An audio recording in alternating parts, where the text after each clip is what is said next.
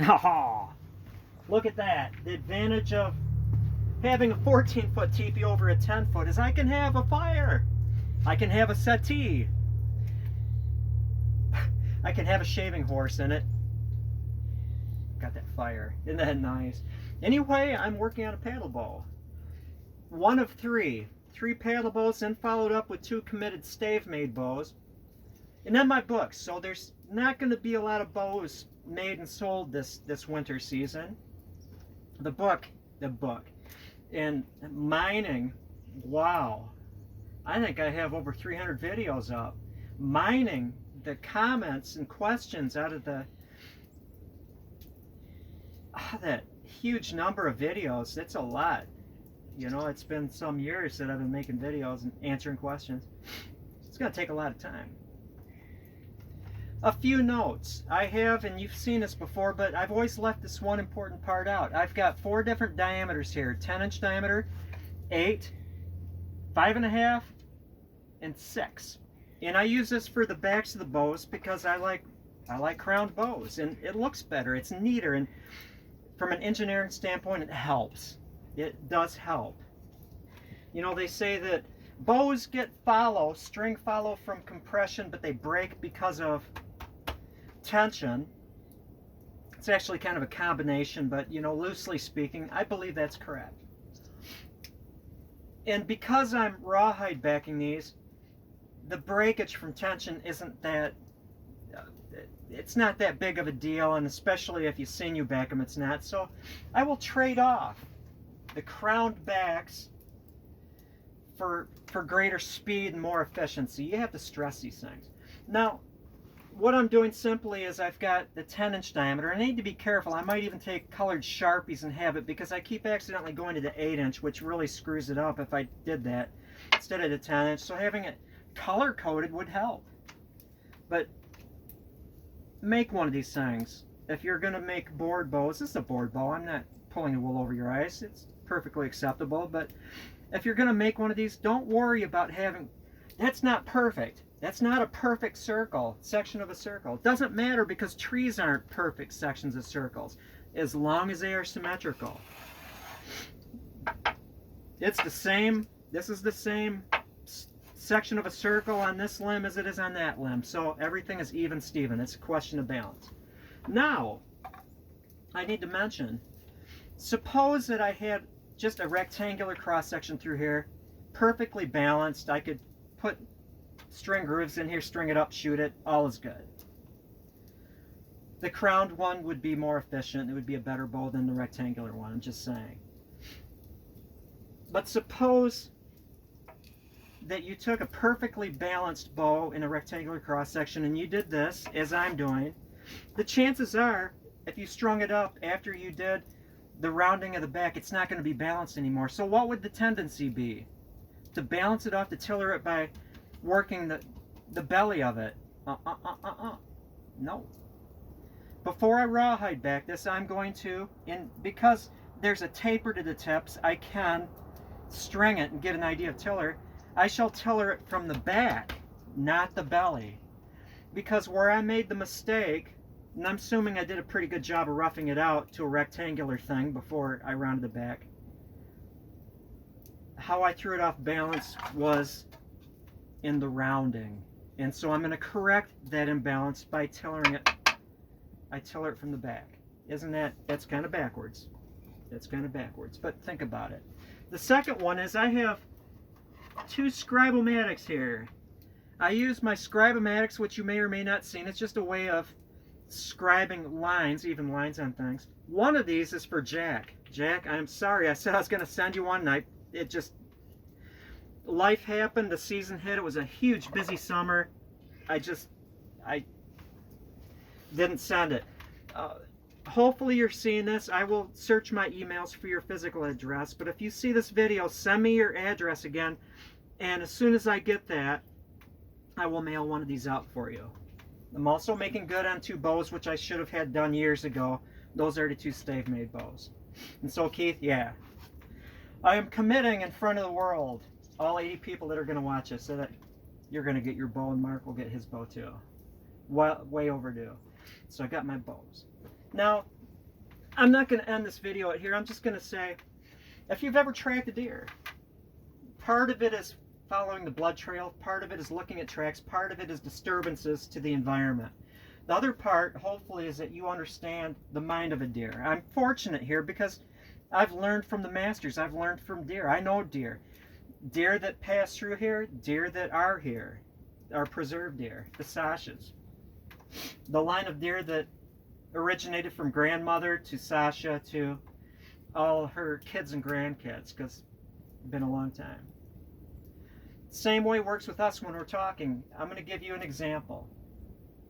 You're searching just out of curiosity. You don't have the money for it, you know, or what have you. You're just curious, so you look up Harley Davidsons, everything about Harley Davidsons. Suddenly, the logarithm that tracks everything, the AI that is the internet, decides that you are a hardcore Harley Davidson enthusiast, so you start getting ads for this. Extend that to everything, whether or not it's drum heads or teepees. If you look too much at something, you're going to be marked as somebody that is a fanatic on that thing. So watch your tracks in the snow. Another thing is, I not only watch videos on powered parachute things, I forget the name, I'm drawing a blank, or, you know, hydrofoils. I'm fascinated by going fast on water. Not that I'm going to buy Miss Budweiser. But I also watch Canadian Prepper and Hickok 45. I like them. You know, I watch the videos more because I just kind of like them. They're entertaining and pleasant people, as much as the content. Canadian Prepper had this one, and my wife got a laugh out of this one too. The best places to hide stuff. Really? I mean, think about that. As soon as you do that, now everyone knows where you're going to hide stuff. Every single person in the comment section, I swear, except for me, because I kind of alluded to why this is folly, told all the secret places where they hide stuff. And now the burglars are going to go to that. They're going to see the title, and they're not just going to go to closets or under your beds. Obviously, those are the two first places people are going to look.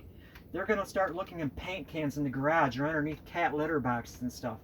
All these people who you can figure out who they are, they're not only telling where they hide stuff, but what they hide in it. Wow.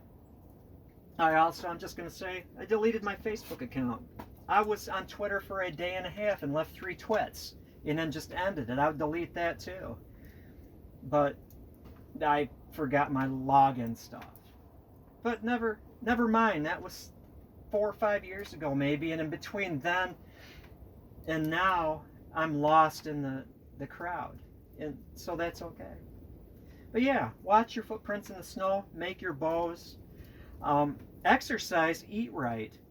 I'm going to make, just as a matter of curiosity, I'm sure you're all curious about this, I like to pickle stuff. I pickle carrots and I pickle cabbage, which is just, you know, where it is, and it's easy to do. You can go to YouTube, which you're on right now, obviously, and figure out how to do it.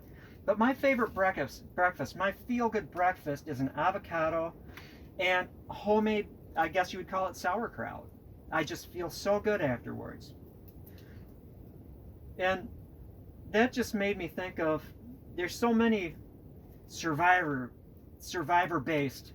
videos on YouTube and prepper-based, and I'm not really watching them to get information. I'm just fascinated by them, because at this point I think I know enough. I'm in my bug-out shelter in my backyard. I'm not going anywhere. This is where I'm bugging out to. Walk out the front door with my cup of coffee. I'm bugged out. Now I'm bugging you. But I see so many of these videos, and I look at the people, and this isn't a criticism so much as just, I want you to think about this, is that they really wouldn't stand much of a chance if they were dropped into the middle of forest, no matter what sharp knives they have or their everyday carry bags. They wouldn't do too well because they're carrying 100 pounds too much weight, or in the case of a couple people, 200 pounds too much weight. And I'm not making fun of them. I'm not making fun of you if you are, you know, you look down and you think that maybe it's time to make a change. Make a change. Today, make a change. Eat better, exercise, take care of yourself. because for making bows as well as going on camping trips and stuff, you're going to have so much of an easier time if you're just feeling good, and you know, your physicality has been improved because of personal choices. I know how hard it is. This summer was incredible, and it was hard to follow a plan of eating as well as we should. We made every effort, but we failed in many ways. You know, because it's we don't have time to cook, so we're just going to get frozen pizza, gas station pizza. But that's just an excuse. My wife and I could have eaten better if we made that attempt, and it would have made the summer easier. It would have made everything easier if we ate well. So start with that. Delete your Facebook account, you know, watch your internet searches, don't be flagged for anything. Make your bows, get at least a 14-foot teepee so you can make bows in it, so you can rationalize just sitting in your teepee all day. That's all. Oh, handy tip. Since I do have a lot of people that watch survivalist type of stuff, and that's great because that's who we are. We are survivalists. We should all be survivalists, maintaining that heritage that we were given from our ancestors. But Bic lighters, I like Bic lighters. I just bought 12 safety orange Bic lighters for $14 on eBay, shipping included. You know, and the first thing that you do to them is peel off that little spring that's between the knurled portions of the striker wheel. Pop it out so you don't have to push down in order to like turn it. That's just kind of silly on there. What else was I going to say about survivaling?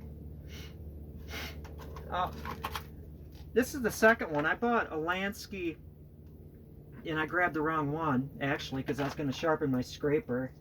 But I grabbed the wrong one. I grabbed the one that's unopened. I bought one for $40. You know, it's got 5 different stones and a guide system and oil. And they gave me a free one. That was pretty good. It's kind of a neat little deal. What else? Okay, I didn't do this. Gratitude. It's good psychologically. You know, I could say that I'm worried about our future, as you are. That's nothing ground shaking. But I believe that right now, at this time, not thinking about 10 years from now or next week, I'm in a good place. I have a lot to be grateful for. I love my job. My employers are the best. I did my final report of the year last night, and we're a team. I'm lucky. My employers are great people. I'm in a teepee. I'm making a bow. I feel good. So thank you. And I didn't have to pay a lot of tax on this tobacco that I use ceremonially. You know, whether or not you use it ceremonially in your teepee fire, or smoke it in a pipe, or roll your own cigars, cigarettes, what have you, chew on it. People do that. Leaf only. Leaf only. Check out that site. I know there was another thing. What is it? Looking for cues. I don't know. That's enough. I love the smell. That's actually dark fire cured. If you're going to smoke it, I don't smoke. The dark fire cured is pretty good stuff. I know that sounds kind of odd. If you're a chewist, you know, I wouldn't get the dark fired cured because the smoky flavors could be off-putting, so maybe go with dark air cured or burley or something like that. I guess that's all. Have a good one. Thank you for watching. Appreciate your viewership. And I'm not going to be making as many videos now. You know, you can look back at my history and all the ones I've made thus far. You know, I've made over 300, I think. All the information is there. All the key information is there. Oh, Scribe-O-Matic. Did I mention it?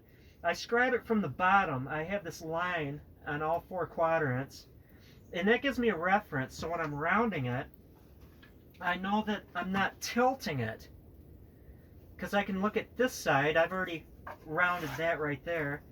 This is even, this edge, the top edge is even to that line as it is, bad grammar, to the edge right here in this line. It gives me a reference point.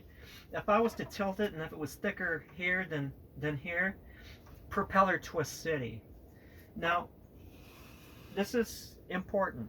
This is how I do it. This is just one way to do it. I shall round it. Irregardless, I know that's not a word. I do try to watch my grammar. And I'm not going to get an even edge along here, but when I finish sand it, I've got that radius, that section of the curve on the top, so the center of the back is nice and rounded evenly, hopefully. And again, I'll tiller it on the back side. I'll be removing wood on the back side to tiller it. I will then round it off so it follows that line. This is going to be even along here. This bottom edge right here, before I round the bottom edge to this line will be the reference. It'll be rounded right to that line. Then I shall draw with a pencil line about this far in. What is that, about 6 inches or 7 inches? Right down the center. And using this reference line, it won't be rounded.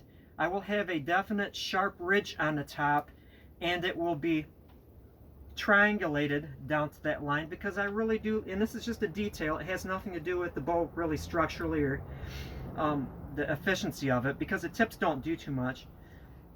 It'll have a triangular section and then grading into a circle on the back, and the only way to really do that is you have to have the right shadowing, the right light, so you can see how it transitions from triangle to round. You need to have shadowing, and you also need to have shadowing to see how sharp that edge is. The edge has to be super sharp, so when you rawhide back it, and I'm not going to sand this, you know, beyond maybe 120 or something, because I want to have a rough, gritty surface, not gouged, but rough and gritty, so the glue bonds better.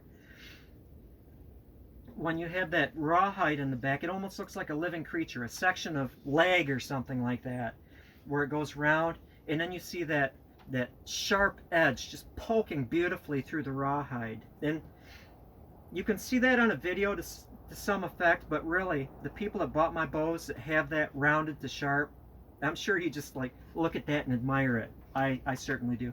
And then the wrap of sinew, which makes it so you can't just slide the string up. You have to tie the string on every single time, but it's a learning curve, and once you master that, it's no big deal. It's easy, it's fun. I like you to be an active participant in the stringing instead of just using a stringer and then sliding a loop up there. Actually tying it. If you can do that, you can master using a natural string. Like sinew that changes because of humidity, so you have to do a lot of tying and adjusting. Now that's all. That's all.